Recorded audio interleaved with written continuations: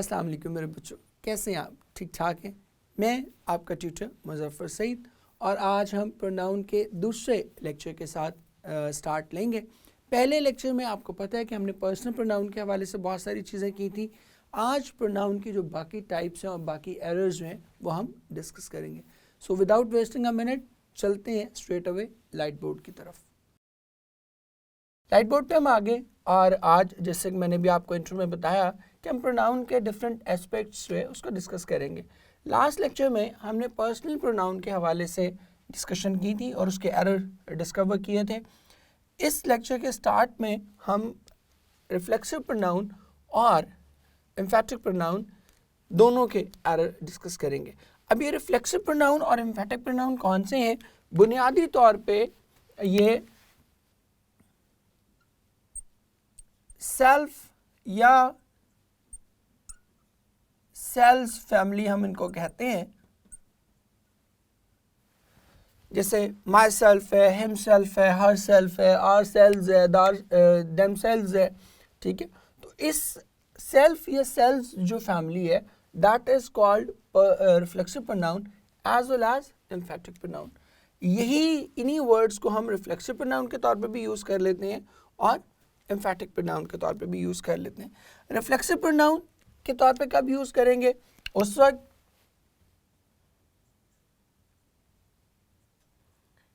when the action is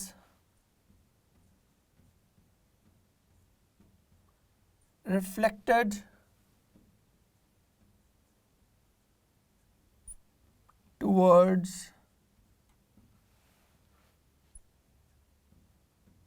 the doer, कि जब action doer पे शिफ्ट हो जाएगा। नॉर्मली तो ये होता है कि जो डूअर है वो को काम करे and action is transfer to an object, but sometimes हम क्या करते हैं, हमारे पास ऑब्जेक्ट नहीं होती और एक्शन वापस रिफ्लेक्ट कर देते हैं हम towards the door of an action. तो उस सूरत में हम जो प्रोनाउन यूज़ करते हैं that is called reflexive pronoun. जैसे मैं कहूँ he hit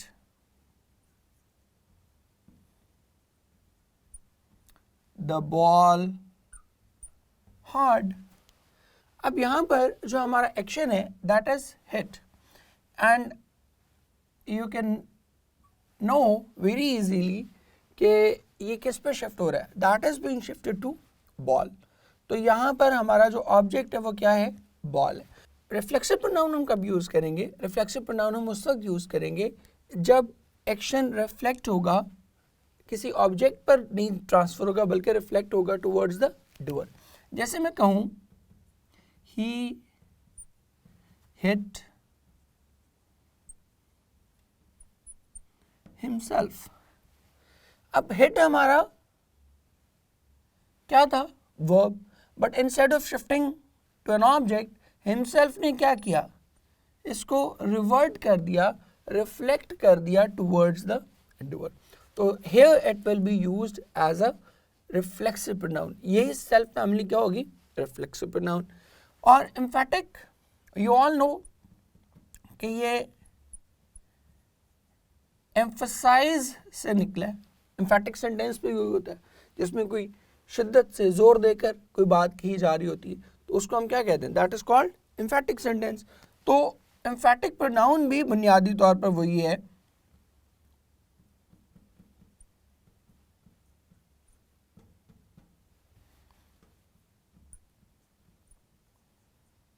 Emphatic pronoun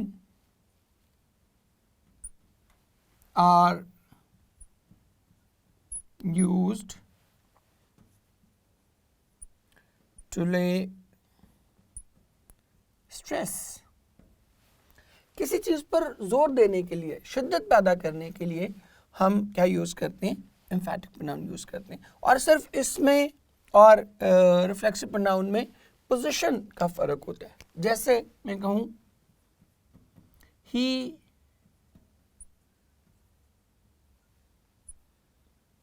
himself was the cause of that chaos, कि वो खुद ही, chaos कहते हैं बदनज़मी, बेतरतीबी, कि वो खुद ही क्या था, इस तमाम तर खराबी का जिम्मेदार था। सो ये जो चीज़ है इसको हम क्या कहेंगे, यहाँ पर आप क्लियरली देख रहे हैं कि रिफ्लेक्ट नहीं कर रहा एक्शन, बल्कि हम स्ट्रेस कर रहे हैं, अपने पॉइंट को ज़्यादा एम्फेटिक अंदाज में बयान करने की कोशिश कर रहे हैं कि वो खुद ही इस तमाम तर बदनज़मी का ज़िम्मेदार था। तो यहाँ पर वही हिमसेल्फ जो है, it is being used not as a reflexive pronoun but as an emphatic pronoun। तो ये दोनों में डिफरेंस है। अब हम चलते हैं इनके एरर्स की तरफ। ले जी, अब हम चलते हैं इसके एरर्स की तरफ। सो पहले रिफ्लेक्सिव प्रोनाउन के एरर हम कह रहे हैं और उसके बाद फिर हम एम्फेटिक प्रोनाउन के एरर करते हैं। रिफ्लेक्सिव प्रोनाउन में बुनियादी तौर पर एक ही एरर आता है, और वो एरर क्या है, वो कुछ सर्टन वर्ब्स हैं जिनके साथ रिफ्लेक्सिव प्रोनाउन यूज़ होता है सर्टन केसेस में, और कुछ वर्ब्स वो हैं जिनके साथ रिफ्लेक्सिव प्रोनाउन बिल्कुल भी यूज़ नहीं होता। तो ये एक ही एरर है कि किस वर्ब के साथ आपने रिफ्लेक्सिव प्रोनाउन यूज़ करना है और किसके साथ रिफ्लेक्सिव प्रोनाउन यूज़ नहीं करना। सो पहले हम वो वर्ब्स देख लेते हैं जिनके साथ रिफ्लेक्सिव प्रोनाउन यूज़ हो सकता है। वो वर्ब कौन से हैं जी? Avail, avenge, enjoy,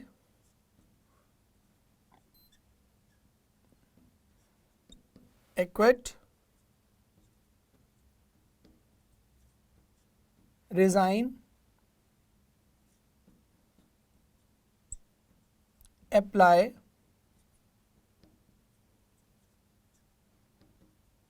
disguise,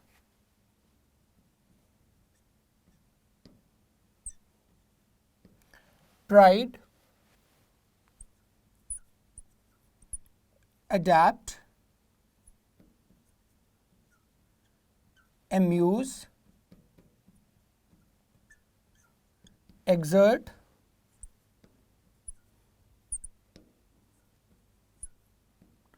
adjust,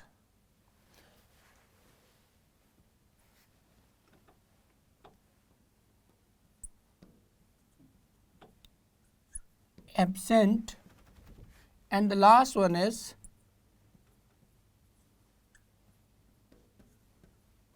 reconcile। अच्छा, अब ये वो वर्ड्स हैं जिनके साथ रिफ्लेक्सिव प्रोनाउन यूज़ होता है, लेकिन याद रखें तमाम केसेस में इस्तेमाल नहीं होगा। स्पेसिफिक केसेस में इनके साथ रिफ्लेक्सिव प्रोनाउन यूज़ हो भी सकता है और रिफ्लेक्सिव प्रोनाउन यूज़ नहीं भी होगा। यूज़ होने वाले केसेस कौन से हैं, पहले हम वो देख लेते हैं। सो इन सारे वर्ड्स के साथ रिफ्लेक्सिव प्रोनाउन यूज़ हो सकता है, लेकिन कब यूज़ करेंगे ये अब हम देख लेते हैं। All these verbs will take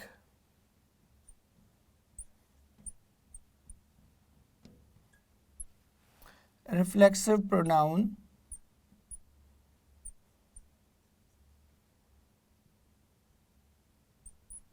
if they are used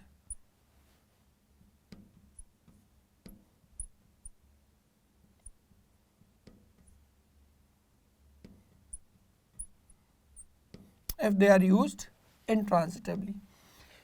intransitive verb क्या होता है, और इन सिंपल वर्ड्स आप इसको यूं भी कह लें, और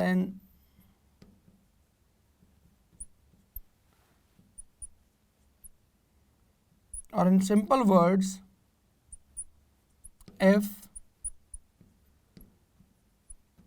they are used without object। इन सारे वर्ब्स के साथ रिफ्लेक्सिव प्रोनाउन लगेगा अगर इनको इंट्रांजिटिवली यूज किया जा रहा है। अब ट्रांजिटिव वर्ब्स और इंट्रांजिटिव वर्ब क्या होते हैं ये हम वर्ब के लेक्चर में अलग से डिस्कस करेंगे, लेकिन अभी आपके लिए बस इतना इसको समझ लें कि अगर किसी वर्ब के साथ ऑब्जेक्ट इस्तेमाल हुआ है तो फिर वो वर्ब ट्रांजिटिव वर्ब कंसिडर होगा, और अगर उसके साथ ऑब्जेक्ट लगा हुआ नहीं है तो फिर वो वर्ब इंट्रांजिटिव कंसिडर होगा।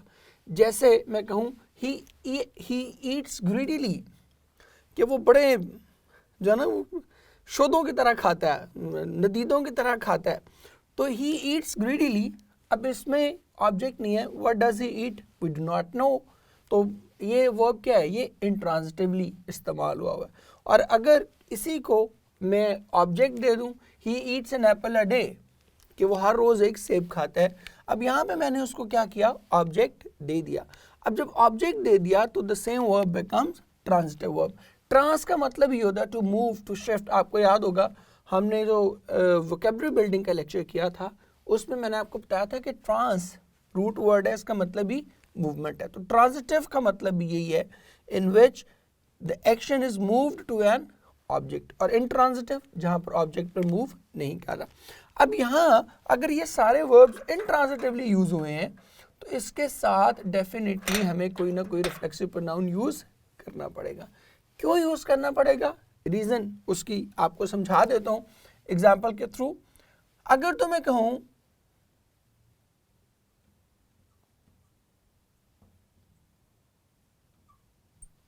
I enjoyed the movie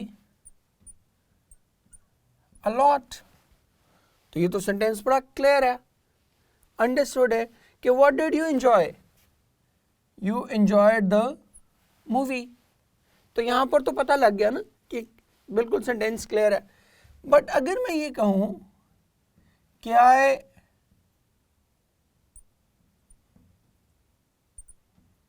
enjoyed a lot during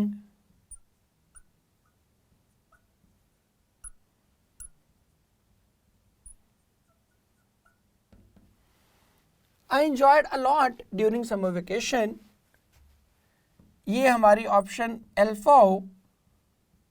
तो इस ऑप्शन में प्रॉब्लम क्या नजर आ रही है आपको, ये देखिए जो enjoy है without object it's an incomplete thing ना। What did you enjoy during the summer vacation, clear ही नहीं है कि आपने समर वेकेशन के दौरान आखिर क्या एंजॉय किया। That is not clear, that is not told in this sentence.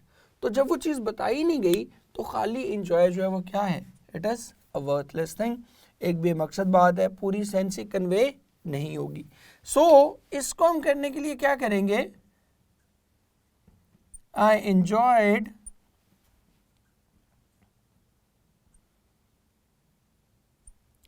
myself a lot during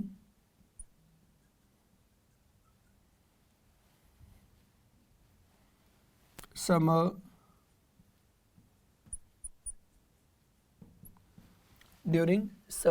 vacation. ठीक है, सो यहां अब हमारी करेक्ट ऑप्शन क्या होगी, और correct option will be option beta. वजह उसकी बड़ी ऑब्वियस है, क्योंकि यहाँ पर बात क्लियर ही नहीं हो रही थी। I enjoyed a lot during summer vacation, भाई what did you enjoy, you do not know कि उस बंदे ने क्या एंजॉय किया। इसलिए उसको क्लैरिफाई करने के लिए हमने क्या किया, आई एंजॉयड माई सेल्फ, कि जब आपके पास कोई एक्सटर्नल ऑब्जेक्ट ऑफ एंजॉयमेंट नहीं है तो फिर आप क्या करेंगे, then you can only enjoy yourself. और इस बात को याद करवाने के लिए, इस रूल को याद कराने के लिए, एक पाकिस्तानी ड्रामा बहुत पॉपुलर हुआ था, आप में से मेजॉरिटी बच्चों ने उसको देखा होगा। उसका एक डायलॉग था बड़ा पॉपुलर हुआ, ड्रामे का नाम था गालिबन रांझा रांझा कर दी। उसमें एक डायलॉग बड़ा पॉपुलर हुआ था, एक कैरेक्टर था भोला, उसका एक कैरेक्टर था, उसका एक डायलॉग था, मैं हूँ और मेरे साथ भी मैं हूँ, याद है डायलॉग बड़ा, it was very popular dialogue, मैं हूँ और मेरे साथ भी मैं हूँ। तो जब आपके साथ कोई ऑब्जेक्ट ऑफ एंजॉयमेंट है ही नहीं तो फिर क्या है?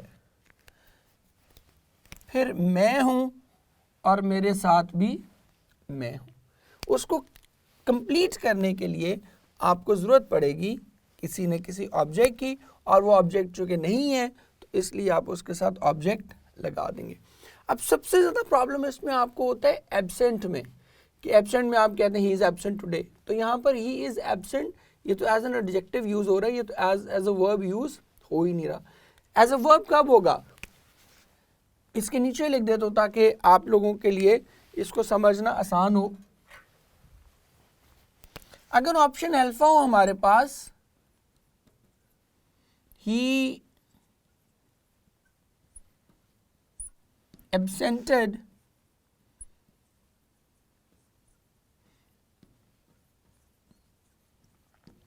from the class, और बीटा ऑप्शन हो he absented himself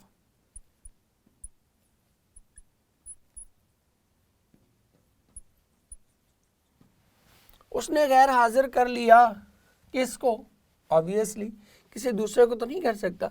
he'll only absent himself, इसलिए यहाँ भी हम ऑप्शन कौन सी चूज करेंगे?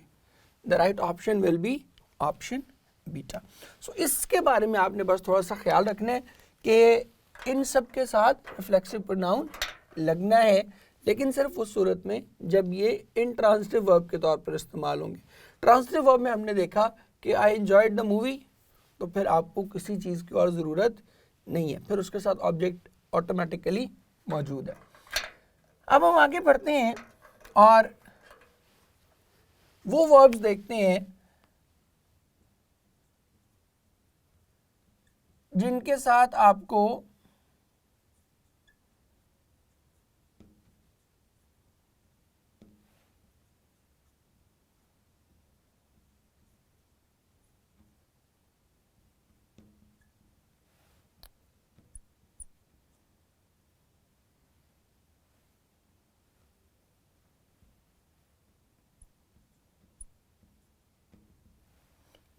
आपको किसी रिफ्लेक्सिव प्रोनाउन की ज़रूरत नहीं है।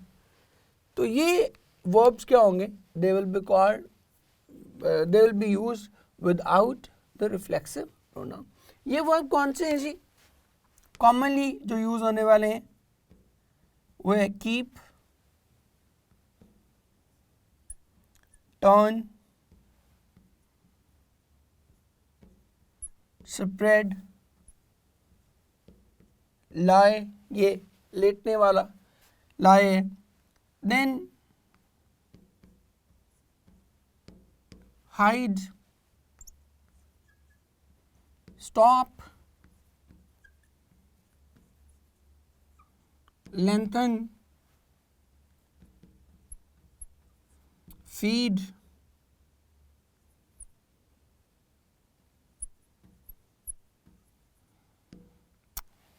गैदर।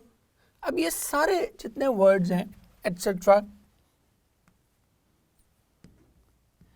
इनके नामों के साथ हम दा यूज नहीं कर, इनके नामों के साथ हम रिफ्लेक्सिव प्रोनाउन जो है वो यूज नहीं करते। एक लाइन कट कर लीजिएगा, दोबारा बोल देता हूँ। ये जितने भी वर्ब्स हैं इन सब के साथ हम रिफ्लेक्सिव प्रोनाउन यूज नहीं करते। सो अब हम इसकी एग्जाम्पल पे चलते हैं। एक बड़ी कॉमन एग्जाम्पल, आप एक स्टोरी पढ़ते हैं spider and the king, try again के हवाले से वो स्टोरी आप पढ़ते हो, एफएससी में आप बच्चों ने पढ़ी हुई है। उसमें एक अक्सर एरर आ जाता है और वो होता है, आपने देखा होगा,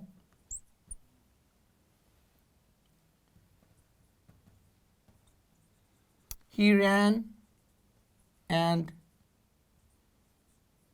hid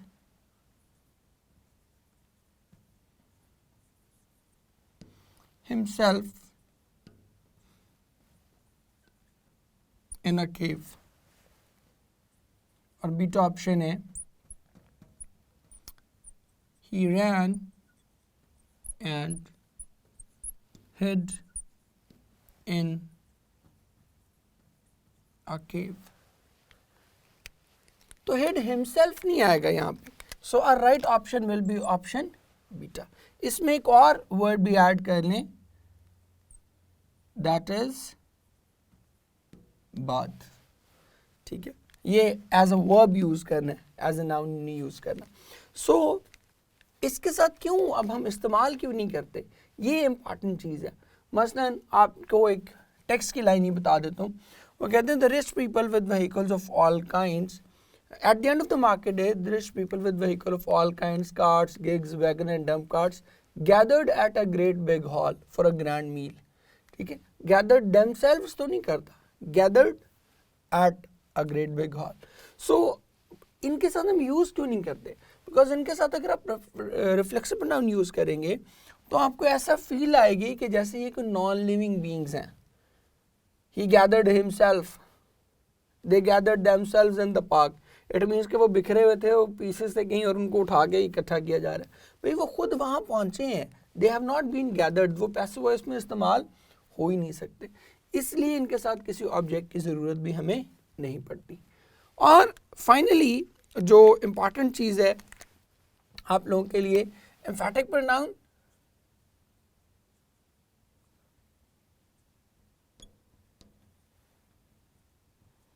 इसमें एक ही एरर आता है और वो है be careful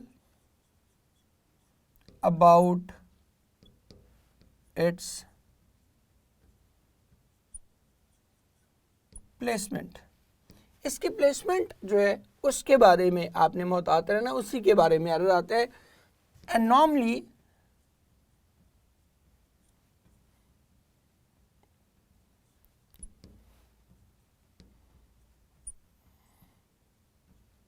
it is placed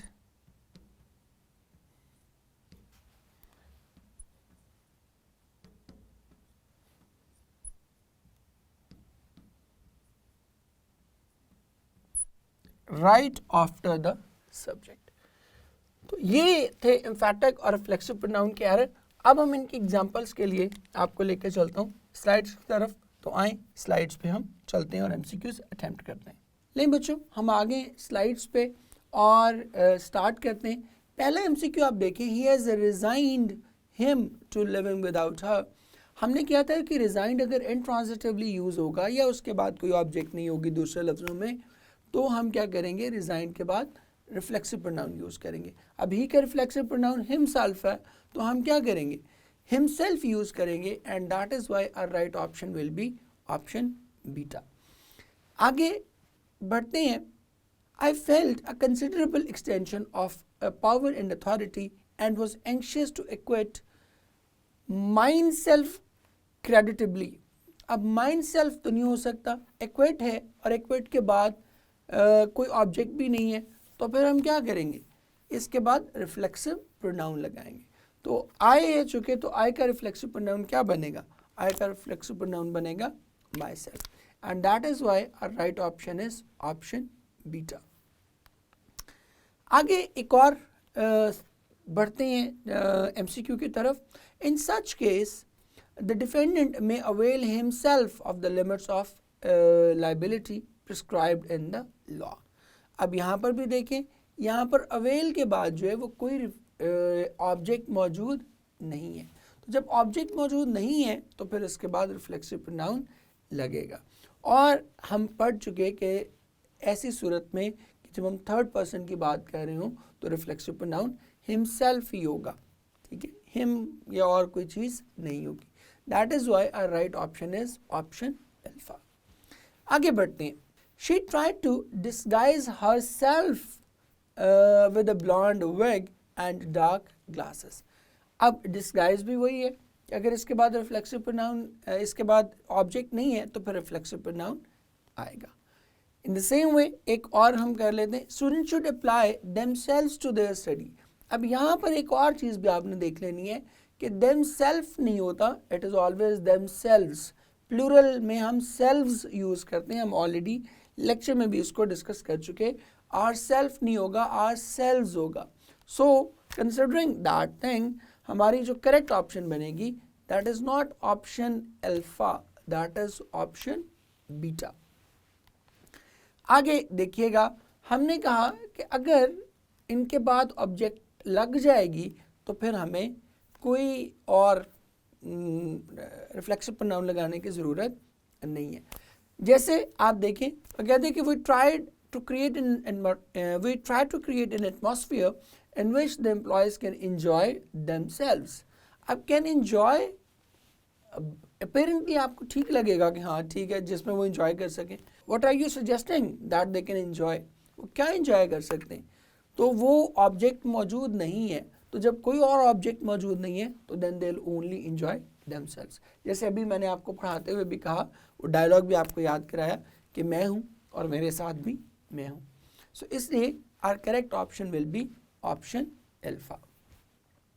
आगे देखिएगा, अब ऑब्जेक्ट लगा दी तो फिर ये बिल्कुल चीज़ें चेंज हो जाएंगी। The readers are sure to enjoy these parables as food for thought. अब यहाँ पर हमें क्लियरली पता है, ऑब्जेक्ट मौजूद है कि readers are sure to enjoy what, they are sure to enjoy these parables. तो जब यहाँ पर ऑब्जेक्ट मौजूद है तो यहाँ पर हमें देमसेल्व्स लगाने की ज़रूरत नहीं है। So that is why our right option will be option Charlie.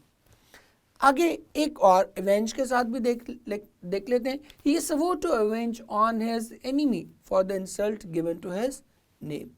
अब avenge on his enemy ये ऑब्जेक्ट से खाली चीज़ है, तो हम क्या करेंगे? he swore to avenge himself on his enemy। और लास्ट देखिएगा इसी हवाले से, the soldiers wanted to avenge themselves on their humiliating defeat। अब humiliating defeat itself एक ऑब्जेक्ट है, तो चूंकि ऑब्जेक्ट मौजूद है तो फिर themselves की ज़रूरत, themselves on की ज़रूरत नहीं है। फिर हम क्या करेंगे? The soldiers wanted to avenge their humiliating defeat। सही है। So option Charlie will be the right option because themselves यहाँ पर क्या है? It is unnecessary। सो इस तरह से आपने देखा कि किस तरह ऑब्जेक्ट होगी तो इनके साथ हम रिफ्लेक्सिव प्रोनाउन यूज़ नहीं करेंगे, और अगर ऑब्जेक्ट मिसिंग होगी या वर्ब इंट्रांजिटिवली यूज़ होगा तो फिर हम इनके साथ रिफ्लेक्सिव प्रोनाउन यूज़ करेंगे। नेक्स्ट हमने किया था कि कुछ प्रोनाउन वो हैं जिनके साथ हर सूरत में रिफ्लेक्सिव प्रोनाउन नहीं लग सकता, किसी भी सूरत में नहीं लगेगा, ठीक है, हर सूरत उससे अवॉइड करना है हमें। वो कौन से थे? कि बात, ब्रेक, जो हमने काफ़ी सारे अभी किए। The man who keeps himself on wins the race. No, the man who keeps on wins the race, because keep के साथ रिफ्लेक्सिव प्रोनाउन नहीं लगता होता। इसके बाद आगे भी देखें, so while others were walking briskly to keep themselves warm. ठीक है, तो यहाँ भी कीप देमसेल्व्स वार्म नहीं आएगा, ठीक है, देमसेल्व्स की यहाँ पर ज़रूरत नहीं है। इसी वजह से हमारी जो करेक्ट ऑप्शन है that will be option C. आगे बढ़ते हैं। Yellow fever, malaria, typhus, cholera, typhoid, even influenza once started spread through a community।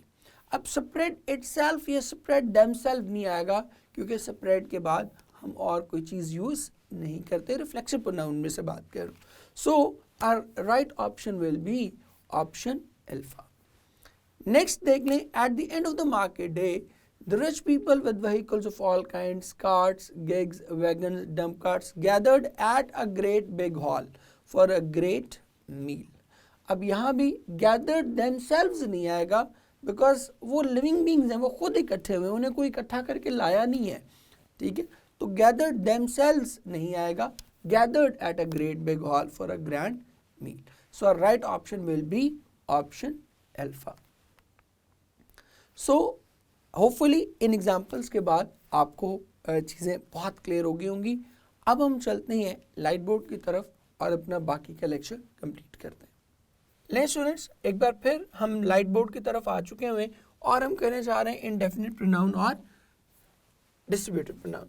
Distributive pronoun इनको हम क्यों कहते हैं? बिकॉज ये काम को डिवाइड कर देते हैं, डिस्ट्रीब्यूट कर देते हैं। जैसे मैं कहूँ everyone in the community knows me, तो अब इसने क्या किया, ज़्यादा लोग थे बट उनको इंडिविजुअली हमने डिस्कस करना शुरू कर दिया, डिस्ट्रीब्यूट कर दिया। That is why they are called distributive pronoun.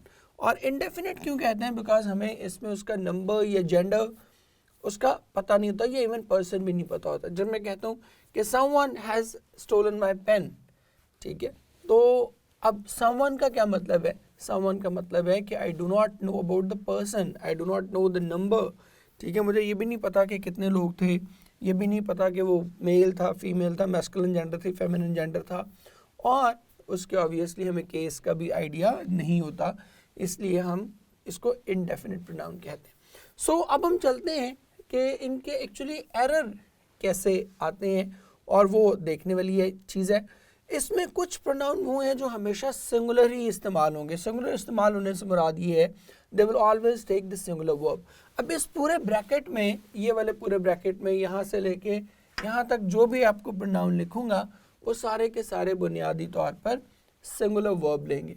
और कुछ प्रोनाउन इसमें वो हैं जो डिफरेंट सिनेरियोज में सिंगुलर प्रोनाउन भी ले लेते हैं और प्लूरल प्रोनाउन भी ले लेते हैं। सो सबसे पहले हम सिंगुलर प्रोनाउंस की तरफ चलते हैं कि वो कौन से हैं।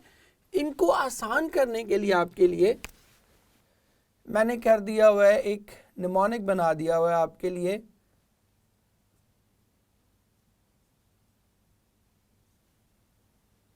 That is Eno.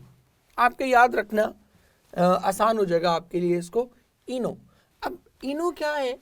Eno is actually the combination of 5 pronoun. और वो प्रोनाउंस कौन से हैं? वो हैं जी एवरी, each,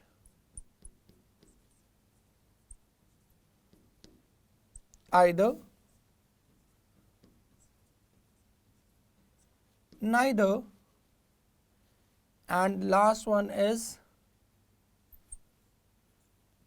one। अब वन को अलग से क्यों लिखा वो भी अभी बता देता हूँ। बट इन 5 प्रोनाउंस का कॉम्बिनेशन क्या है? That is EENO. Every, each, either, neither and then lastly one. इनके साथ हमेशा सिंगुलर वर्ब आएगा। मसलन अगर मैं आपसे ये कहूँ कि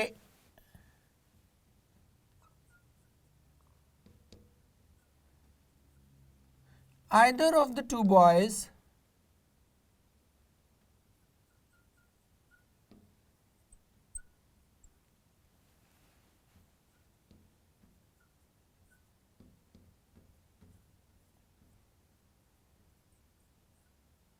is intelligent, ये ऑप्शन अल्फा, और बीटा में मैं कहूँ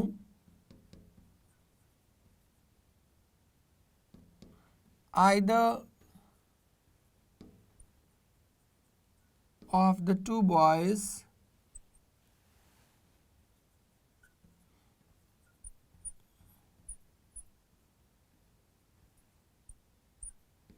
are intelligent।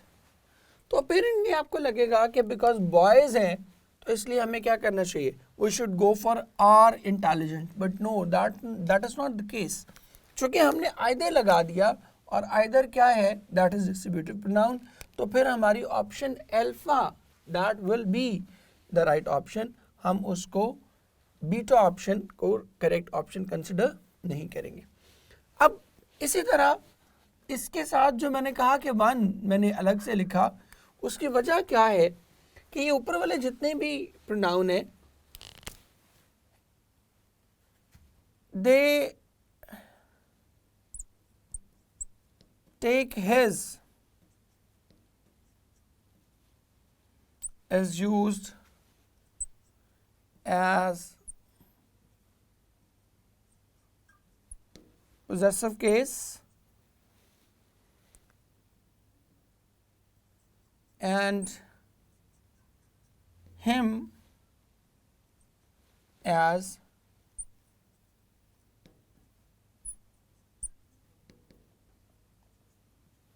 objective case। इनके साथ हम पोजेसिव केस के तौर पर हिज और ऑब्जेक्टिव केस के तौर पर हिम लगाते हैं। पोजेसिव ऑब्जेक्टिव भी इनका हिज ही लगता है।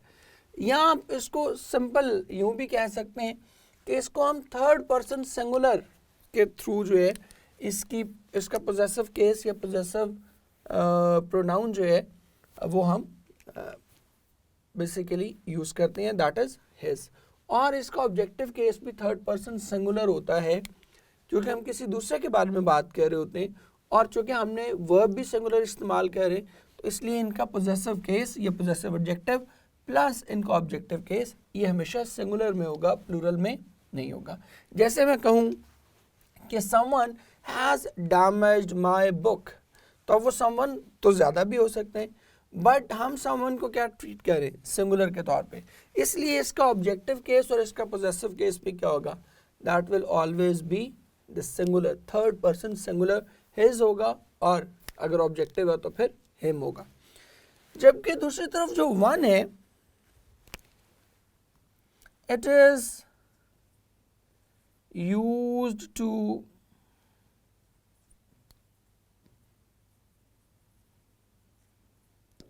जनरलाइज, एक जनरल रूल बनाने के लिए, हर किसी के लिए हम इसको इस्तेमाल करते हैं।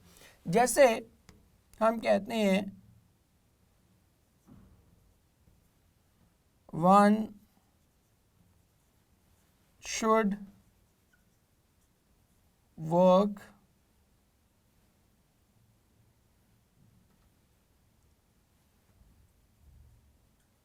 हार्ड। जब हम ये बात कर रहे हैं तो हम चूंकि जनरलाइज कर रहे हैं, सबके लिए इस्तेमाल कर रहे हैं, तो इसका जो पोजेसिव केस या ऑब्जेक्टिव केस है, टू अचीव वंस गोल्स, इसलिए हम चूंकि जनरलाइज कर रहे हैं इसको, तो इसका पोजेसिव केस भी क्या होता है, इसका पोजेसिव बनेगा वंस और इसका ऑब्जेक्टिव भी बनेगा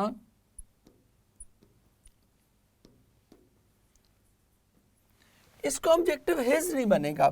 इसका ऑब्जेक्टिव हिज क्यों नहीं बनेगा, क्योंकि हिज तो हम थर्ड पर्सन तक कन्फाइन कर देंगे ना, और हमने वन को यूज करना है टू जनरलाइज फॉर एवरीवन, तो इसलिए क्या होगा, one should work hard to achieve one's goal हम करेंगे, ठीक है, वंस गोल्स हम करेंगे, हिज गोल्स नहीं करेंगे। बिकॉज जब हम हिज करेंगे, मैं लिख भी देता हूं आपके लिए ताकि आपको और समझना आसान हो जाए, कि अगर मैं ये कह रहा हूं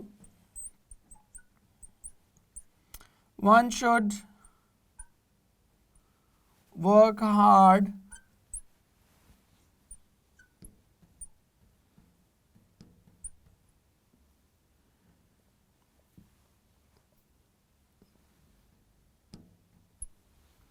to achieve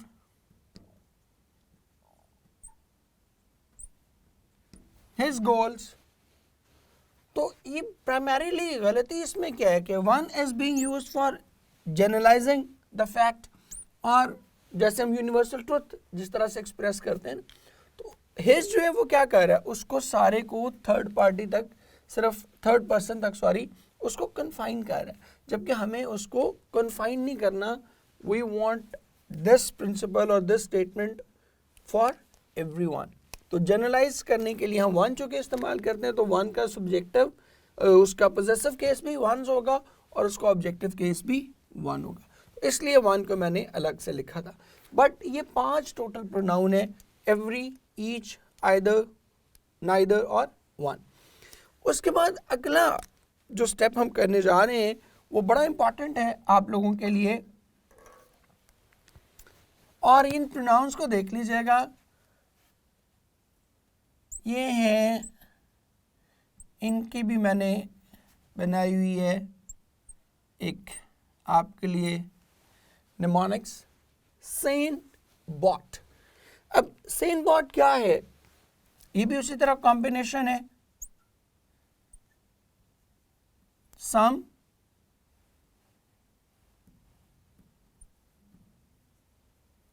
any, no,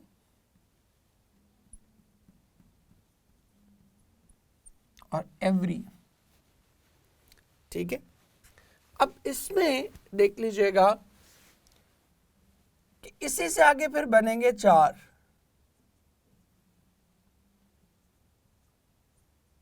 somebody,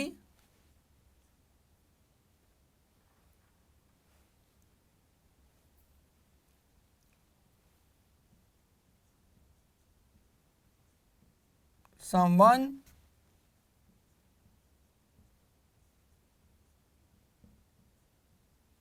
and something. B stands for body, O stands for one, and T stands for thing. तो इनका कॉम्बिनेशन है सम, सेन आगन, पहले body S B S O और एस टी, तो some one, somebody, someone, and then something. Same is the case with any, that is anybody, anyone, and then finally anything. And thirdly, nobody, no one, or none, and then finally nothing. Lastly, that is everybody, everyone, and everything. अब ये जो मैंने 12 आपके लिए pronoun लिखे, ये सारे के सारे क्या होंगे, ये सब के सब सिंगुलर वर्ब लेंगे, कभी भी प्लूरल वर्ब नहीं लेंगे। इसके अलावा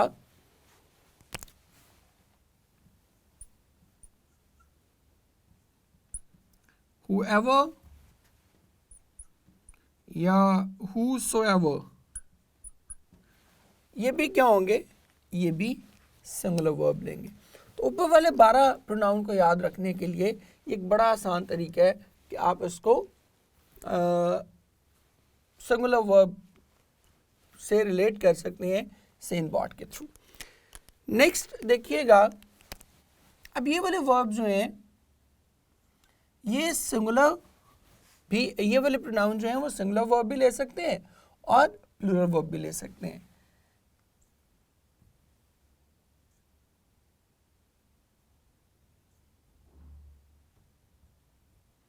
इनका मैंने जो निमोनिक बनाया है दैट इज सेन, सिर्फ डबल एन उसमें ऐड कर दिया है।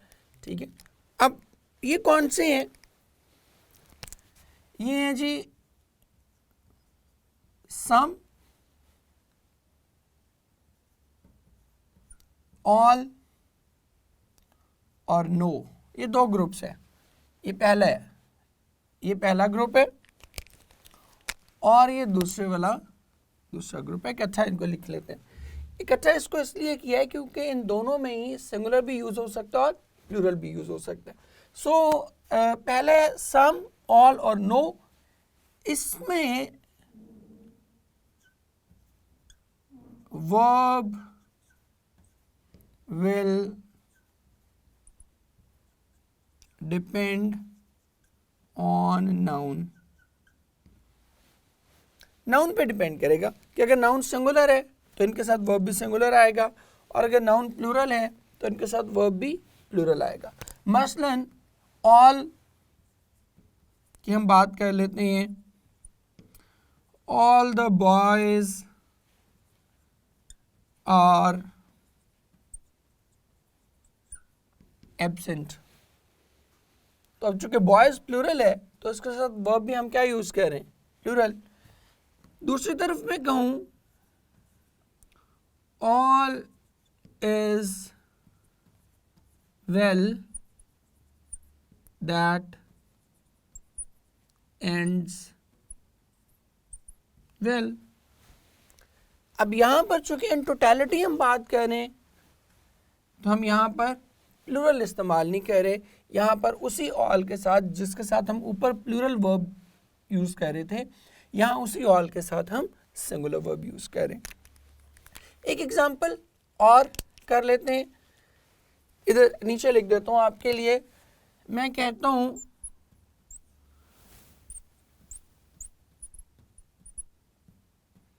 No bacteria were killed. तो अब बैक्टीरिया चूंकि प्लूरल है तो नो के साथ हम क्या यूज कर रहे हैं, उसको प्लूरल इस्तेमाल कर रहे हैं। नो सोल्जर हैज violated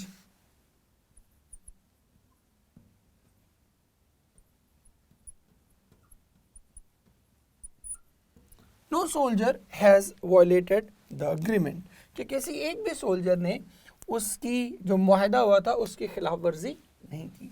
सो यहाँ पर हम चूँकि सोल्जर सिंगुलर है तो वर्ब भी क्या यूज़ करें, सिंगुलर यूज़ करें।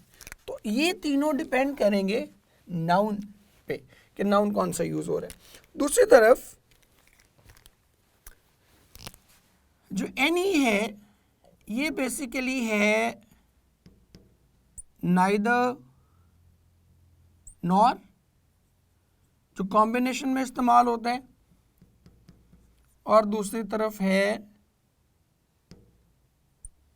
आइदर और, ये भी कॉम्बिनेशन में इस्तेमाल होता है। अगर नाइदर और आइदर सिंगल सिंगल इस्तेमाल होगा तो उसके बारे में हम ऑलरेडी कर चुके हैं कि सिंगुलर वर्ब लेंगे, लेकिन अगर ये कॉम्बिनेशन में इस्तेमाल हो रहे हैं तो फिर जो वर्ब है, verb depends upon the nearest noun या pronoun, nearest noun और नाउन पे भी यही एप्लीकेबल होगा। नाउन हमने किया लास्ट लेक्चर्स में, तो प्रीवियस जो लेक्चर्स हमारे गुजरे हैं तो वहाँ भी हमने यही देखा था कि वो नियरेस्ट नाउन के अकॉर्डिंगली इस्तेमाल होगा। सब्जेक्ट वर्ब एग्रीमेंट में उसको हम डिटेल से डिस्कस भी कर लेंगे। मसलन अगर मैं आपसे ये कहूँ कि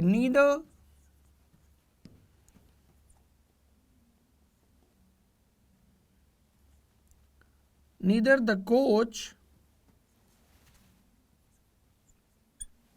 nor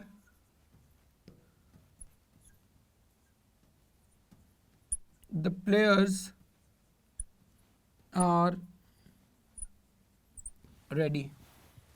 तो अब यहाँ पर दो नाउन है ना, प्लेयर्स और कोच। तो यहाँ पर हम क्या कर रहे हैं, यहाँ पर हम नियरेस्ट सब्जेक्ट के हमारा नाउन कौन सा है, प्लेयर्स, ठीक है। तो इसको हम क्या यूज़ कर रहे हैं, प्लूरल में यूज़ कर रहे हैं। और इसी की जगह अगर हम यूँ इसको कर देते कि neither the players nor the coach, तो फिर ये क्या होता, फिर ये होता वॉज रेडी, बिकॉज फिर हमारा नियरेस्ट सब्जेक्ट जो है वो क्या हो जाता, it would have become coach. यही मामला जो है ये प्रोनाउन के साथ भी है। मसलन अगर मैं कहूँ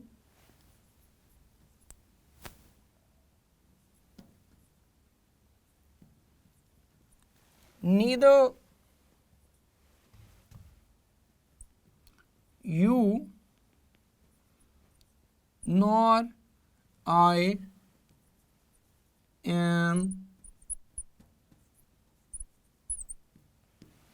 guilty। तो I चूंकि नियरेस्ट प्रोनाउन है तो उसके अकॉर्डिंगली हम क्या यूज़ करेंगे, am यूज़ करेंगे। अब यहाँ पर हम you के अकॉर्डिंगली are यूज़ नहीं करेंगे। सो इन दोनों में नीदर नॉर ईदर और में नियरेस्ट सब्जेक्ट के अकॉर्डिंगली, और ऊपर वाले में सम ऑल और नो में आपके नाउन के अकॉर्डिंगली यूज़ होगा। सो अब हम इनकी एग्जांपल्स के लिए चलते हैं स्लाइड्स की तरफ। ले मेरे बच्चों, हम एक बार फिर स्लाइड्स पे आ चुके हैं और हम देखते हैं कि कैसे हमने जो चीज़ अभी पढ़ी उसको प्रैक्टिकली कैसे यूज़ करना है। पहला एग्जांपल आप देखें, and so the people converged on the mall where they amuse themselves among the variety of hotels, restaurants and snack bars, each according to his means. अब each according to their means नहीं होगा, although के people हम बात करें, we are talking about people and people is plural, but जब हमने each use कर दिया तो ईच का मकसद ही क्या है, ईच इज डिस्ट्रीब्यूटिव प्रोनाउन, तो डिस्ट्रीब्यूट क्या करेगा, उन लोगों में डिवाइड कर देगा, इंडिविजुअलाइज कर देगा उसको। So our right option will be each according to his means, और उसके हिसाब से option beta will be the correct option as shown on the screen. Next देखिएगा, every dean who know his student। अब we are talking about a whole lot of deans, ठीक है, बहुत ज़्यादा deans की हम बात करें, बट बिकॉज हमने every लगा दिया, इनों में से एक वर्ड एक प्रोनाउन चूज कर दिया, तो इसलिए हमारी करेक्ट ऑप्शन क्या होगी, that is beta. every dean who knows a student, that is why we are marking beta as the right option। आगे देखिएगा जी, thus he found himself the rescued instead of the rescuer and neither role was one for which he had much relish। अब यहाँ भी देखिए दो roles की बात हो रही है, रेस्क्यूअर और रेस्क्यूड, बट चूंकि इनों में से आ गया, हमने neither यूज कर लिया, that is why we are not marking any other option than D। so D हमारी करेक्ट ऑप्शन है, क्योंकि ऊपर देखें अगर आप अल्फा में तो वहाँ पे रोल्स है, तो रोल्स तो नहीं हो सकता, नीदर के बाद सिंगुलर ही आने, और फिर नाइदर रोल वर है बीटा में, और चार्ली में नाइदर रोल आर है, तो ये प्लूरल हमने यूज़ नहीं करने, सिंगुलर यूज़ करने। देन नेक्स्ट आप देखिएगा, they shall be instructed in every fields. Every fields नहीं हो सकता, it must be every field, इसलिए राइट ऑप्शन क्या होगा, that is option delta, that is the correct option, because every fields नहीं हो सकता, it must be every field. In the same way हमने वन के बारे में किया था कि वन का पोजेसिव केस भी क्या होगा, वन ही होगा। सो उसकी एग्जांपल्स देख लेते हैं दो। The school year did come to an end and one did find oneself, इसका इवन रिफ्लेक्सिव केस भी क्या बनेगा, वन सेल्फ ही बनेगा। At last standing by the trunks and suitcases, ठीक है, तो रिफ्लेक्सिव प्रोनाउन भी इसका क्या बन रहा है, that is oneself, because one generalise करने के लिए यूज होता है, और हिमसेल्फ, हरसेल्फ, देमसेल्फ ये सब पर्सन स्पेसिफिक हैं, फर्स्ट पर्सन, सेकंड पर्सन, जो भी रिस्पेक्टिव उनका पर्सन होगा, पर्सन स्पेसिफिक हैं, जबकि वन जो है that is use for generalizing thing, universal चीज़ें बनाने के लिए होता है। आगे देखिएगा जी, in the most illiterate houses that one knows, अब वन नोज आएगा, यहाँ आप फिर दोबारा जनरलाइज कर रहे हैं, सो इसलिए ऊपर वाली जो ऑप्शन थी, जैसे मैंने भी बताया कि जनरलाइज करेंगे तो वन के साथ वन सेल्फ यूज करेंगे, तो पहले एमसीक्यू की ऑप्शन थी डेल्टा, और इस एमसीक्यू की ऑप्शन भी क्या होगी, दैट इज डेल्टा, और दोनों ऑप्शन आपकी स्क्रीन पे नजर भी आ रही हैं। इसके बाद हमने किया था जी सेनबोट के, उसमें भी हमने क्या यूज करना है, सिंगुलर यूज करना है। अब आप देखें कि everyone knows in underdeveloped country when he sees one, तो आपको यहाँ पे क्लियर है एवरीवन नोज होना चाहिए, हालांकि आप ज़्यादा लोगों की बात कर रहे हैं, बट एवरीवन के साथ क्या करना है, singular, that is why our right option is option Charlie. आगे देखें, he tested people on the most unexpected occasion, naming a day not far ahead by which everyone were to learn नहीं होगा, everyone were to have learned भी नहीं कर सकते हम, क्योंकि everyone के बाद हमने क्या करना है, singular यूज करना है, everyone was to have learned होगा। so the right option will be option Charlie as shown in the slide। then everybody's mouth were watered on the sight of food, no, everybody's mouth है, although के ज़्यादा लोग मौजूद हैं, but everybody is a distributive pronoun, तो हम क्या use करेंगे, एवरीबॉडीज माउथ वॉज वाटर्ड, सो वर नहीं आएगा, the right option will B beta. Next देखिएगा, surely and not without reason whoever were within sight, whoever मैंने आपको बताया था कि whoever भी क्या करेंगे, सिंगुलर में ही यूज करेंगे, तो whoever was within sight आएगा, were कभी भी यूज नहीं करेंगे। whoever was within sight and hearing would at once rush at me and seize me, तो यहाँ पर हम क्या यूज करेंगे, that is option beta. The right option is option beta because whoever was within sight हम correct option के तौर पर चूज कर सकते हैं, वर कभी भी चूज नहीं करेंगे. देन देखिएगा, modern parents are beginning to demand something more for their school, for their 3 year school fees then a few scraps of languages then that nobody speaks. अब nobody, आप ज़्यादा लोगों की बात करें कि आजकल कोई भी शख्स इन्हें नहीं बोलता, but because we are using nobody, one of the सेन बॉट्स, तो हम क्या करेंगे, स्पीक्स करेंगे, स्पीक नहीं करेंगे. इसीलिए our correct option is option alpha. Next देखते हैं जी, हमने सैन बोर्ड के हवाले से किया था कि सैन बोर्ड जो है वो सिंगुलर वर्ब भी ले सकते हैं और प्लूरल वर्ब भी ले सकते हैं. सो पहला एमसीक्यू देखें, all the rest of us can do is to point out what is the matter. अब ऑल ऑफ अस है, प्लूरल है, बट इसके बावजूद हम लोगों की बात नहीं करें, हम उस पूरी एक्टिविटी की बात करें कि हम महज इतना ही कर सकते हैं. तो चूंकि वो एक्टिविटी सिंगुलर है तो इसलिए हम क्या यूज़ करें, all the rest of us can do is to point out what is the matter. और उसी के अकॉर्डिंगली हमारी जो करेक्ट ऑप्शन है that will be option beta. Next देखिएगा, after raising the temperature 10 degree above the boiling point he found that no bacteria was left alive नहीं होगा, were left alive होगा. Because bacteria you all know के plural noun है, bacterium इसका singular है, तो plural noun के साथ हमने वर्ब भी क्या यूज़ करना है, प्लूरल वर्ब यूज़ करना है, सिंगुलर वर्ब यूज़ नहीं करेंगे. So our right option will be option alpha. आगे देखिएगा, no soldier were killed in the battle.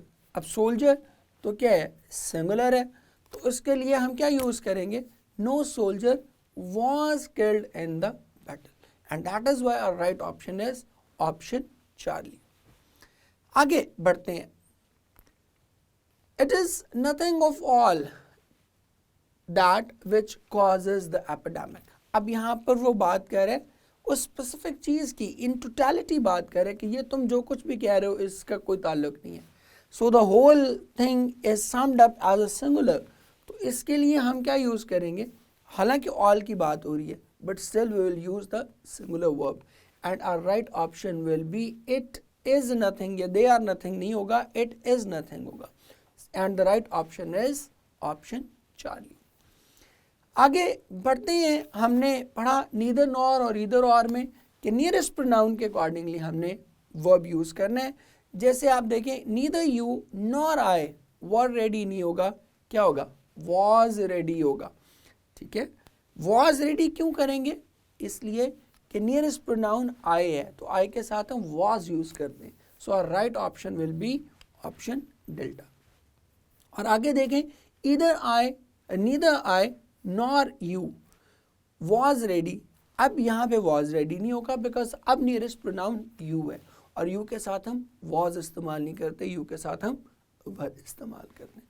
So hopefully आपको ये स्लाइड जो हमने की इससे वो सारे एमसीक्यूज क्लियर हो गए होंगे, और अगर कोई कन्फ्यूजन रहती थी तो वो भी दूर हो गई होगी. सो आए अब हम चलते हैं दोबारा लाइट बोर्ड की तरफ. ले स्टूडेंट्स, दोबारा हम आ चुके हैं वाइट बोर्ड पे, और इसी स्लाइड्स पे जाने से पहले जो हम डिस्ट्रीब्यूटिव प्रोनाउन कर रहे थे उसी को कंटिन्यू करेंगे. और एक छोटी सी चीज़ बस उसकी रह गई, वो देखते हैं पहले कि कुछ नाउन इसमें ऐसे हैं जो कुछ प्रोनाउंस ऐसे हैं जो 2 नाउन्स के साथ इस्तेमाल होंगे, और कुछ जो है वो मोर देन 2 नाउन्स के साथ इस्तेमाल होंगे. तो वो आपके लिए मैंने लिख दी है. 2 नाउन्स के साथ इस्तेमाल होने वाले कौन से हैं, each, either, neither and then each other. और 2 से ज़्यादा नाउन्स के साथ इस्तेमाल होने वाले कौन से हैं, every, any, none and one another. अब इसके तरीके से जो है वो आपने इस्तेमाल करनी है चीज़ें. मसलन अगर मैं आपसे ये कहूँ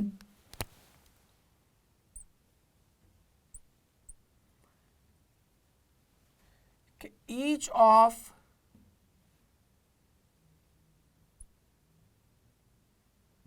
द 2 बॉयज इज intelligent, और दूसरी तरफ मैं आपसे कहूँ ये ऑप्शन अल्फा, और दूसरी तरफ मैं आपसे कहूँ any of the two boys is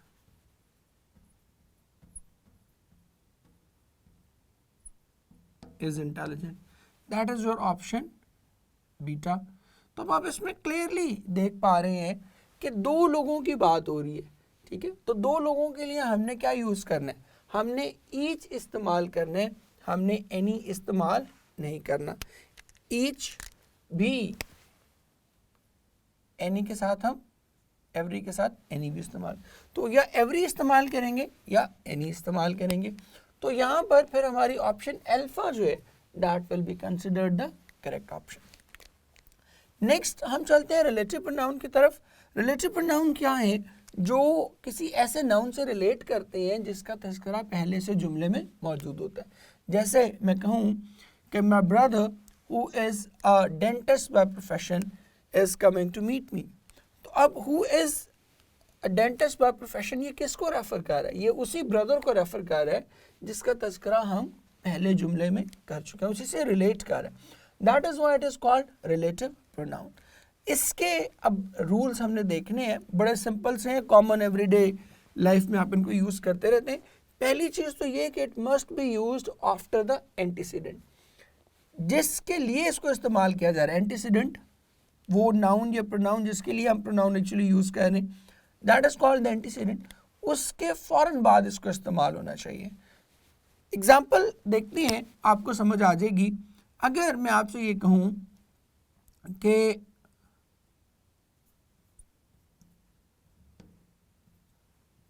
chips had put in for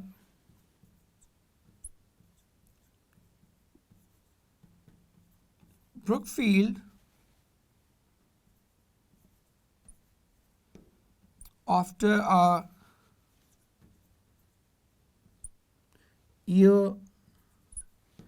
at Melbury, which he had not liked. आगे कंप्लीट सेंटेंस है, for he had been ragged there a good deal. उसके में ज़रूरत नहीं है, जो चीज़ समझने वाली है वो समझ लें। अब यहाँ पर देखिए विच यूज़ हो रहा है किसके बाद, मेलबरी के फ़ौरन बाद यूज़ हो रहा है ना, तो इट क्लियरली इंडिकेट्स कि उसको पसंद क्या नहीं आया था, उसको मेलबरी पसंद नहीं आया था। अब इसी को इन केस अगर ये वाली पूरी फ्रेज क्लॉज सॉरी ये वाली क्लॉज हम उठा के इसको ले जाए यहाँ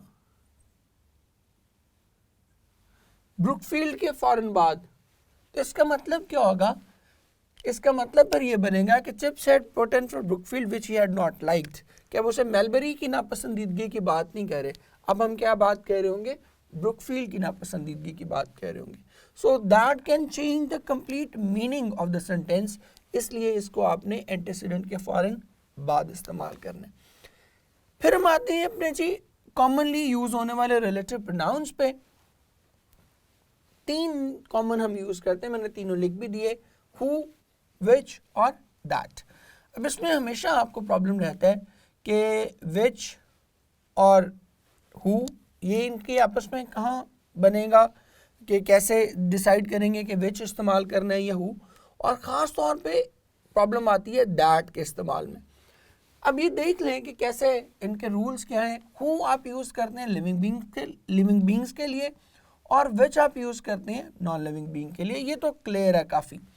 असल प्रॉब्लम आती है दैट के साथ, क्योंकि दैट जैसे मैंने लिखा भी, it can be use both for living and non living beings. So it means कि दैट का कंपैरिजन हु के साथ भी है और विच के साथ भी है, क्योंकि जब आप किसी नॉन लिविंग की बात करेंगे तो दैट का कंपैरिजन विच के साथ आ जाएगा, क्योंकि दैट नॉन लिविंग बीइंग के लिए भी यूज हो सकता है, और जब आप हु की तस्करा करेंगे तो फिर दैट का कंपैरिजन हु के साथ आ जाएगा, क्योंकि दोनों एक ही पर्पस के लिए इस्तेमाल हो सकते हैं। सो देखेंगे हम कि दैट कहाँ यूज़ करना है और विच कहाँ यूज़ करना है।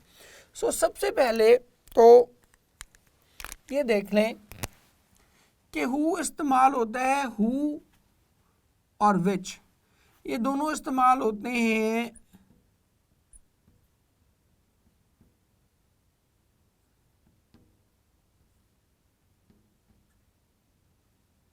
नॉन रिस्ट्रिक्टिव क्लॉजेस के लिए। ये मैंने इकट्ठा इसलिए लिख दिया दोनों में क्योंकि ये दोनों पे ही इंप्लीमेंट होता है। Non restrictive clause, non restrictive clause क्या होती है? दैट इज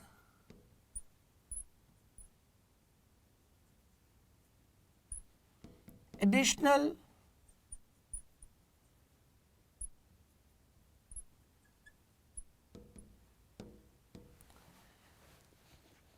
इंफॉर्मेशन होती है कि आप उसको अगर सेंटेंस से निकाल भी दें तो उससे कोई फर्क नहीं पड़ता।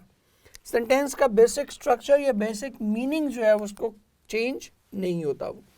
जबकि दैट इज यूज फॉर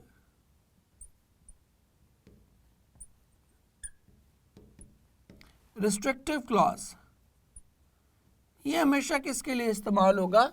ये रिस्ट्रिक्टिव क्लॉज के लिए इस्तेमाल होगा। कैसे इनमें हम डिफरेंशिएट कैसे करेंगे? आए मैं आपको उस पे एग्जाम्पल्स पे दिखाता हूँ कि कैसे इनमें डिफरेंशिएट करना है। लें जी, देखते हैं कि कैसे हम डिफरेंशिएट करेंगे नॉन रिस्ट्रिक्टिव और रिस्ट्रिक्टिव क्लॉज में। अगर मैं आपसे कहूँ कि आई वॉन्ट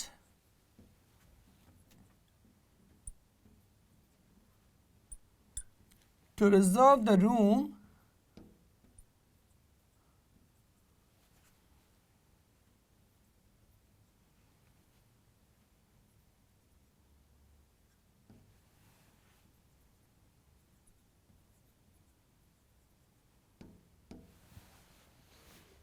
अब आपको यहाँ पर क्लियरली नज़र आ रहा है। अगर मैं आपको सेंटेंस कंप्लीशन के हवाले से एमसीक्यूज मैंने आपको बताया था आ जाते हैं। अगर आपको यहाँ ऑप्शन आए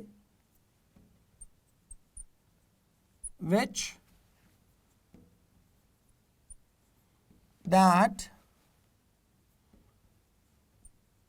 who और whom, डेल्टा, तो अब आप कह रहे हैं I want the room, specific कमरे की बात कह रहे हैं। I want the room, that specific room, तो इसमें हम क्या यूज करेंगे? हमारी ऑप्शन क्या आएगी? दैट हैज 4 विंडोज या दैट हैज 2 विंडोज। तो ये अब स्पेसिफाई कर दिया, आई वॉन्ट द रूम, मुझे वो स्पेसिफिक कमरा चाहिए। दूसरी तरफ अगर मैं कहूँ, एक और एग्जांपल करते हैं,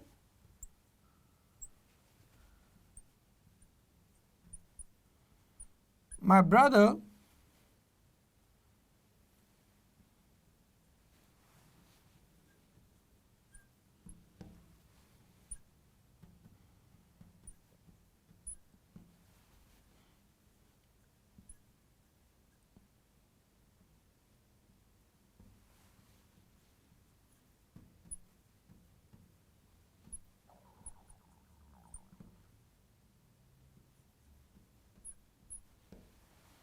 अब यहाँ देखें, यहाँ बुनियादी तौर पे हम क्या बात कर रहे हैं कि my brother is not feeling well.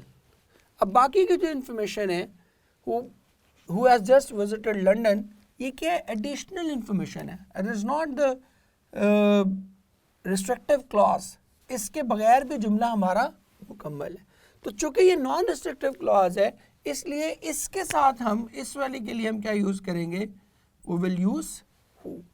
My brother who has just visited London is not feeling well, कि अभी जो लंदन का दौरा करके आया उसकी तबीयत कुछ ठीक नहीं है। अब इसमें से इसको रिमूव भी कर दिया जाएगा, who has just visited London, तो मेन कोर सेंटेंस पे कोई इशू नहीं बन रहा, वो अपनी कंप्लीट सेंस कन्वे कर रहा है। जबकि ऊपर ऐसा नहीं था, I want to reserve the room, मैं वो कमरा बुक करवाना चाहता हूँ, रिजर्व करवाना चाहता हूँ। कौन सा? उसको इलाबोरेट करना कंपल्सरी है। तो रिस्ट्रिक्टिव क्लॉज जब आ जाएगी तो फिर वो चाहे नॉन लिविंग हो या लिविंग बीइंग हो, दोनों के साथ हम क्या यूज़ करेंगे, दोनों के साथ हम यूज़ करेंगे दैट। और अगर नॉन रिस्ट्रिक्टिव है तो लिविंग बीइंग के साथ हु और नॉन लिविंग के साथ विच। और यही वजह है कि रिस्ट्रिक्टिव क्लॉज के साथ हमने कहा ना कि दैट यूज़ करते हैं। यही वजह है कि हम सेम जहाँ भी आएगा तो सेम के साथ हम क्या यूज़ करते हैं, सेम के साथ हम हमेशा दैट यूज़ करते हैं, हु यूज़ नहीं करते। जैसे मैं कहूँ ना कि he is the same boy,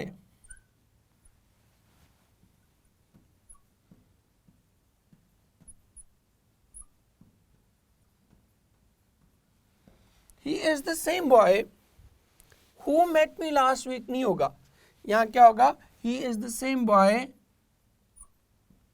that met me last week. Reason, because आप रेस्ट्रिक्ट कर दिया ना, he is the same boy, बिल्कुल वही लड़का है, कौन सा, जो मुझे पिछले हफ्ते मिला था। सेम के साथ भी इसी वजह से दैट यूज करते हैं, और सच के साथ भी हम दैट यूज करते हैं या एज यूज करते हैं। उसकी वजह भी यही है कि सच भी बिल्कुल उसको रिस्ट्रिक्ट कर देता है। तो सच के साथ दैट और एज दोनों, सेम के साथ भी एज और दैट दोनों ही हो सकते हैं, लेकिन चूंकि यहाँ हम सिर्फ दैट की बात कर रहे थे तो इसलिए मैंने दैट यहाँ पे लिखा। तो ये ज़रा देख लीजिएगा। अच्छा, इसके बाद एक और प्रॉब्लम जो आपको हु के हवाले से फेस करना पड़ती है वो है the use of who and home, कि हु कहाँ पे यूज़ करना है और होम कहाँ पे यूज़ करना है। तो उसके लिए ज़रा देख लें कि कहाँ आप इसको कैसे सेट कर सकते हैं।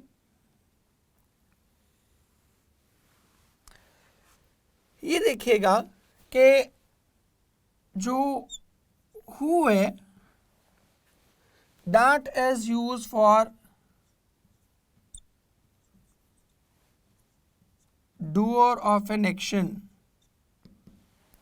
कि जब आप किसी ऐसे बंदे को रेफर कर रहे हो जो डूअर ऑफ एन एक्शन है तो उसके लिए आप क्या यूज करेंगे, हु यूज करेंगे। और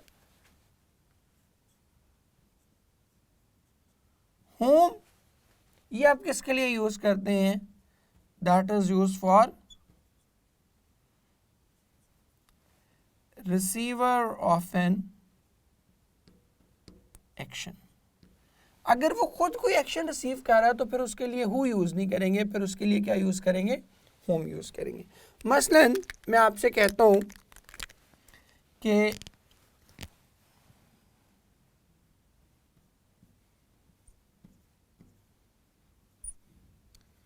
I need a student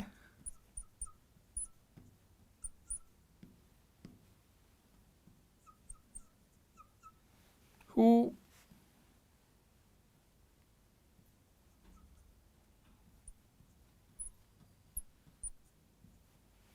can help me in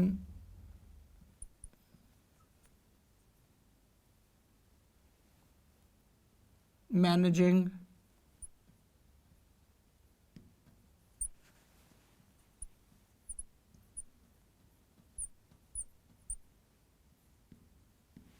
I need a student who can help me in managing my accounts। ठीक है, अब यहां पर आप क्या बात कह रहे हैं, the student is actively helping, तो आप क्या यूज करें, हु। और दूसरी तरफ मैं अगर कहूं कि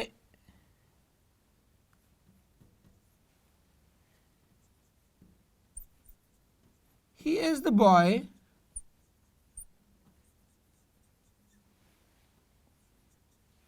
whom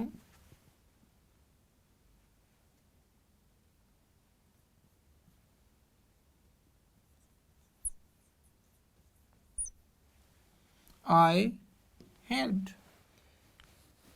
अब यहां पर वो क्या कह रहा है, वो लड़का हेल्प नहीं कर रहा बल्कि वो हेल्प रिसीव कर रहा है। ही is the boy home I help, कि ये वो लड़का है जिसकी मैंने मदद की थी। तो यहाँ पर चूंकि वो रिसीवर ऑफ एन एक्शन है तो यहाँ पर हम हु यूज नहीं कर रहे बल्कि क्या यूज करें, होम यूज करें। बिल्कुल इसी तरह से एक और चीज भी देख लें इसी से relevant, that is the use of whose, ये हम क्यों यूज करते हैं? टू शो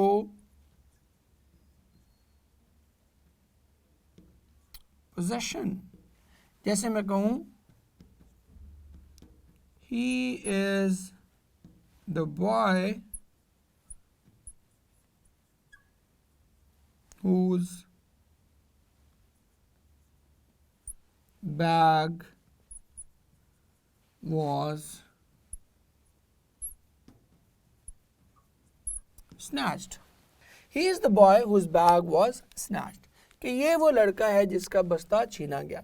अब बैग का पोजेशन शो कर उसका बस्ता, ठीक है, उसका बैग, तो उसके लिए हम क्या यूज करें? हु भी नहीं यूज कर रहे, हुम भी नहीं यूज कर रहे, उसके लिए हम क्या यूज करें? हुज यूज करें। सो अब इनकी प्रैक्टिकल एग्जांपल्स के लिए आए हम चलते हैं स्लाइड्स की तरफ। लीजिए मेरे बच्चों, स्लाइड्स पे हम आ चुके हैं और देखते हैं कि कैसे जो कुछ हमने सीखा उसको कैसे इम्प्लीमेंट करना है। However heretical he might be about the Boers, he was orthodox about Lloyd George and his famous budget. He did not care for all of them। नहीं होगा, क्या होगा? He did not care for, अब आपने देखने कि दो चीज़ें हैं ना, बोर्स और दूसरी साइड पे क्या है?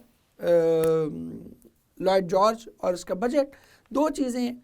तो हम क्या करेंगे यहाँ पे? ऑल ऑफ देम नहीं करेंगे, दो चीज़ें हैं तो दो चीज़ों के लिए हमने क्या करना होता है? आइदर करना होता है। तो that is why our right option will be option Charlie. He did not care for either of them. आगे देखिएगा, there was no other like it in any of the shops and she had looked in each shop of the city. अब each shop दो तो नहीं होंगी, या अगर दो हैं भी तो कम से कम मेंशन नहीं है।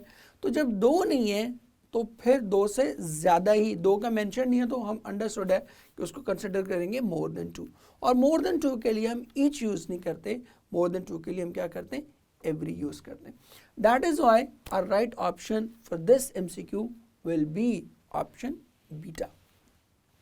आगे बढ़ते हैं। They pulled him back to the boat and he clung the stern with all his hands. अब ये तो कॉमन सेंस है, ऑल हिज हैंड्स नहीं होगा, क्या होगा? बोथ हिज हैंड्स होगा। आगे देखिएगा, फिर एक और MCQ हम करते हैं। So when Mrs wicket came in with his cup of tea, she did not know whether he had been laughing or crying, and neither did Chips himself. अब यहाँ भी दो लोगों का तस्करा हो रहा है कि ना ही मिसेस विकेट को पता चलता था और ना ही चिप्स को। And because we are talking about two people, तो हम क्या यूज़ करेंगे? हम नीदर यूज़ करेंगे, नन यूज़ नहीं करेंगे। सो हमारी राइट ऑप्शन क्या होगी? That is option alpha. So आपने देखा कि किस तरह दो लोगों के लिए हम सर्टन प्रोनाउन यूज़ कर रहे हैं और दो से ज़्यादा लोगों के लिए हम डिफरेंट प्रोनाउन यूज़ कर रहे हैं। अब आगे हम चलते हैं रिलेटिव प्रोनाउन की एग्जांपल्स की तरफ। और पहली हमने क्या चीज़ की थी कि उसको अपने एंटीसीडेंट के फ़ौरन बाद इस्तेमाल होना चाहिए। अब यहाँ देखिएगा, पहला MCQ जो हम करने जा रहे हैं, here wheat and other grains were, अब who worked on soil on the share basis, अब wheat और grains तो नहीं कर रहे थे, इसलिए हमारी जो करेक्ट ऑप्शन होगी दैट इज ऑप्शन चार्ली। अब इसमें आप देखें, here wheat and grain as well as olives and other fruits were raised by a peasantry। अब हु किसको रेफर कर रहा था? Who was referring to peasantry. तो हु को पेजेंट्री के बाद इस्तेमाल होना चाहिए। इससे ऊपर जितने भी बाकी जितने भी MCQ देखोगे, आप देखेंगे कि उसमें हु की प्लेसमेंट जो है वो सही नहीं है। Who is not use right after pageantry, इसलिए वो सारी ऑप्शंस गलत होंगी। नेक्स्ट देखते हैं हम, he felt he could trust no one. इसमें भी आप देखिएगा कि the right option is option Charlie. वजह क्या है? क्योंकि होम की प्लेसमेंट जो है वो सही नहीं है। फर्स्ट वन में होम जो है वो ओल्ड कंडक्टर के बाद यूज़ हुआ हुआ है, हालांकि ओल्ड कंडक्टर की तो बात नहीं हो रही, old conductor of royal orchestra की बात हो रही है। देन सेकेंड वन में आप देख रहे हैं कि होम जो है वो नो वन के बाद यूज़ हुआ है, तो नो वन को भी रेफर नहीं कर रहा। और डेल्टा में आप देखते हैं कि नो वन बट के बाद होम यूज़ हुआ हुआ है, तो बट को भी रेफर नहीं कर रहा। So the only option we can consider as option Charlie, और यही हमारी करेक्ट ऑप्शन है। आगे हु, विच और दैट के हवाले से हमने देखा था, वो भी ज़रा देख लें कि for another collie had just arrived, son of the collie, which was the son of, which was the son नहीं होगा, who was the son of the first collie. उसी कॉले की, ये रिस्ट्रिक्टिव क्लॉज नहीं है, ये नॉन रिस्ट्रिक्टिव क्लॉज है, ठीक है, कि एक और कॉले आ गया था, बस बात ख़त्म होगी। अब ये तो उसको फर्दर एलैबोरेट कर रहा है ना कि he was the son of the first collie. Then आगे देखिए, he thought of Latin and Greek far more as dead languages, from home नहीं होगा, फ्रॉम विच होगा। सो हमारी जो राइट ऑप्शन है दैट इज ऑप्शन डेल्टा। आगे भी देखिएगा, there was this new craze for bicycling which was being taken up, ठीक है। अब इसमें भी क्या होगा, उसी को एलैबोरेट करें, there was this new craze of bicycling. अगली बात अगर हम नहीं भी करते तो कोई ज़रूरी नहीं है, रिस्ट्रिक्टिव क्लॉज नहीं है, उसके बगैर भी हमारा जुमला क्या है, कंप्लीट है। उसको तो हम फर्दर एलैबोरेशन के लिए यूज़ करें कि this craze was equally being taken up by the main and women. और नेक्स्ट देखिएगा, it was a fixture which give, अब देखिए, अब यहाँ पर कंपल्सरी है क्योंकि ये उसी फिक्सचर को एलैबोरेट कर रहा है, कंपल्सरी है कि वो किस तरह का बंदा था, किस तरह की पर्सनैलिटी थी। तो उसको जब तक एक्सप्लेन नहीं करेंगे तब तक बात पूरी नहीं होगी। तो इसलिए हम यहाँ पर क्या करेंगे, यहाँ पर विच या हु यूज़ नहीं करेंगे, यहाँ पर करेंगे हम it was a fixture that gave service and satisfaction. ये विच, हु और दैट, इसको हम कंजंक्शन में एक बार फिर भी रिपीट करेंगे ताकि आपकी बहुत सारी कन्फ्यूजन उसमें अगर कोई रह जाए तो वो दूर हो सके। हु, होम और हुस, ये भी एक बार देख लें। हु हमने कहा था डोर ऑफ एन एक्शन के लिए और whom receiver of an action के लिए। Old at 50 it was Naylor who said that. अब नेलर ने खुद कहा ना, वो डोर ऑफ एन एक्शन है, तो होम सेड नहीं होगा, यहाँ पर क्या होगा, हु सेड दैट होगा। So the right option will be option beta. आगे देखिए, and then came this astonishing girl wife home nobody had expected. अब यहाँ पे हु नहीं आएगा, यहाँ पर क्या आएगा, होम नोबडी आएगा। वजह उसकी यही है कि यहाँ पर she is being expected by someone else, वो खुद एक्सपेक्ट नहीं कर रही, उसको एक्सपेक्ट किया जा रहा है। He, she is the receiver of an action, that is why हम यहाँ पे क्या यूज करें, होम यूज करें, यहाँ पर हु यूज नहीं करें।